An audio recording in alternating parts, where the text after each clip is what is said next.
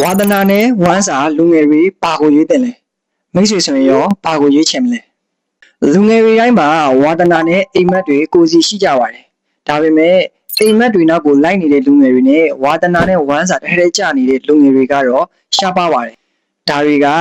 ခေတ်စနစ်နိုင်ငံနေထိုင်ရကြောင်ဖြစ်နိုင်တယ်လို့နီလန်းမနေတဲ့အတွေးခေါ်တွေကြောင့်လည်းဖြစ်နိုင်မှာသူပြည်ကအပ်နဲ့မြမပြည်ကအပ်နဲ့သာထီကောင်းထိနိုင်ပေမဲ့လူငယ်တွေရဲ့ဆန္ဒနဲ့ဘဝကတော့တစ်ထက်တည်းမကြနိုင်ကြသေးပါဘူးငယ်ငယ်လေးကစောက်လို့ရေးဝါသနာပါတဲ့သူကအင်ဂျင်နီယာသူလုပ်နေရရင်သူ့ရဲ့ဘဝကိုပျော်ရွှင်နေပါလိမ့်မယ်ဘောလုံးကန်ရတာကိုကြိုက်တဲ့လူငယ်တွေကလည်းဒါဘောလုံးကွင်းထဲမှာသူ့ရဲ့ဘဝကိုပျော်ရွှင်နေပါလိမ့်မယ်ဘယ်လို့မဆိုပြင်ပန်းကြတာတော့မှန်ပေမဲ့သူတို့ရဲ့ဝါသနာနဲ့သူတို့ရဲ့ဝမ်းစာတစ်ထဲကျသွားလို့ရှိရင်သူတို့အလုံးလုံးနေရတာတွေကပင်ပန်းလို့ပင်ပန်းမှမသိတော့ဘူးပေါ့နော်သူတို့ရဲ့အလုံးအကင်တွေမှာလည်းဒါပိုးပြီးတော့တိုးတက်ရေးလမ်းကြောင်းတွေကိုသူတို့ဘာသာသူတို့အမြင်တွေရှိလာမယ်သူတို့ရဲ့လမ်းကိုလည်းသူတို့ကသူတို့ဖောက်တက်လာပါတယ်ကျွန်တော်ဥပမာတစ်ခုပြပြမယ်ဆိုလို့ရှိရင်ခန့်ရဲ့တငယ်ချင်းတယောက်အကြောင်းပြပြပါမယ်သူကငငယ်လေးတွေကစာမတော်ပါဘူးအမြဲတမ်းအကြောင်းမှာနောက်ဆုံးအဆင့်မှာပဲရှိနေပါတယ်သူကစာလုံးနေရတဲ့အချိန်မျိုးဆိုလို့ရှိရင်အရန်ပင်ပန်းတယ်လို့ခံစားရတယ်ပေါ့နော်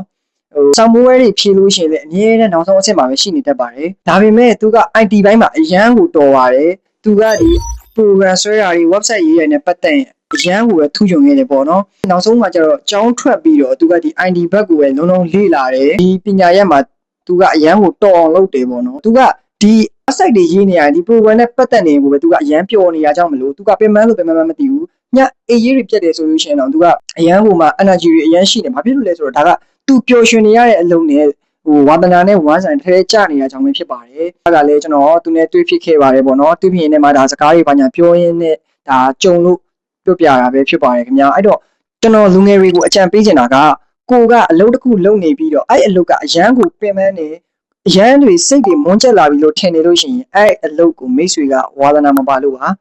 မိတ်ဆွေမလုပ်ချင်တဲ့အလုပ်တစ်ခုကိုလုပ်နေရတဲ့အတွက်မိတ်ဆွေရဲ့ energy ကနှစ်ဆပို့ပြီးတော့ကုန်ခန်းပါတယ်အဲ့ဒါကြောင့်မလို့ကိုယ့်ရဲ့ဝါသနာပါတဲ့အလုပ်တစ်ခုမှာထူးချွန်အောင်တကယ်ကိုလေ့လာပါတကယ်ကိုကြိုးစားပါအဲ့ဒါဆိုလို့ရှိရင်မိတ်ဆွေတို့ရဲ့ဝါသနာနဲ့ဝမ်းစာဟာတစ်ထက်ကျသွားတဲ့အခါမျိုးမှာမိတ်ဆွေတို့ရဲ့ဘဝတွေကအရန်ကိုတိုးတက်ပြီးတော့မှအရန်ကိုအောင်မြင်လာပါလိမ့်မယ်